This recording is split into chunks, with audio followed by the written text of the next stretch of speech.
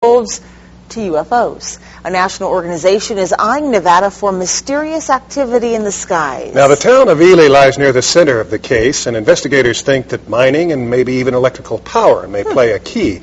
In fact, they tell us sightings are increasing all across the nation near power installations and mines. And, of course, that makes Nevada a hotbed of UFO activity.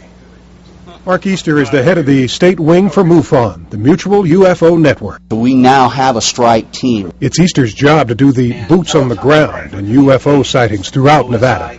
He has to separate possible fact from fantasy. And he says people who see objects in the sky are not always happy with his findings. And the reason being is we follow a code of ethics. We're going to tell you.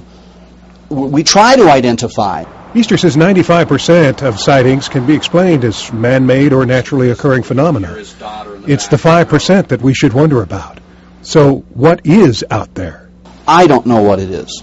I don't profess to know what it is. I don't blow smoke.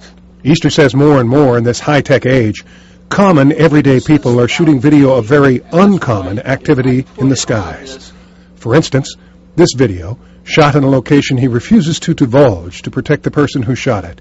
You see an orb clearly moving across the night sky. The trees come into the foreground to give it some scale. Or this video, from the same location, different date. This is almost the holy grail of sorts, because it clearly shows a UFO zigzagging. Therefore, it's not a plane, helicopter, or swamp gas. Easter says this evidence lies in the 5%. This puts it up a notch when you have physical evidence. That's what we always look for, is we need to have the tangible evidence to take an investigation farther.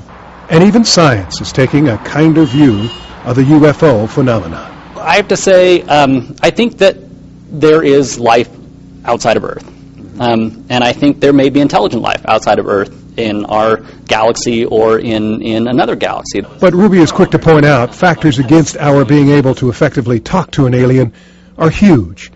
He says to have their technology, they would have probably had to have been around for millions of years. Humans, by contrast, only about 10,000. And so the likelihood that civilizations are going to be synced up and at a point where they can talk to each other is really, really slim. That's presuming the objects are of extraterrestrial origin. A case that is seeing UFO activity to this day is ongoing near Ely, and the witnesses know they saw something. They just don't know what. It looked to me like one large object with just all these lights on it. And it was just like, I guess you could say maybe cigar shaped. Then all of a sudden it just disappeared. And I went to Sean, did you see that? He asked me the same thing, did you see that? And, yeah, what the hell was it? I've been around Air Force bases. I've watched F-14s take off, and then they'll swing their wings in and then kick in their afterburners. These things would just outrun them in a heartbeat. No one mentions little green men or abductions. These are just normal people who were frightened by lights in the sky that they can't explain. And no one else seems to be able to explain them yet either.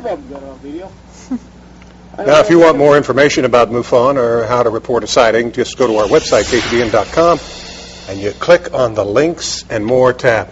MUFON is a kind of a different, interesting organization with a lot of former NASA types and engineers and scientists who are involved, and they explain all of that on their website. Do they get reports of a lot of sightings? Yeah, they do, and their database is open to everyone. You can file a report there about something you've seen. You can go and check on any report. You can check all the backgrounds of anybody who's involved with the organization. There's some very reputable people. Have to keep that in mind. Yeah. Thanks, Bill.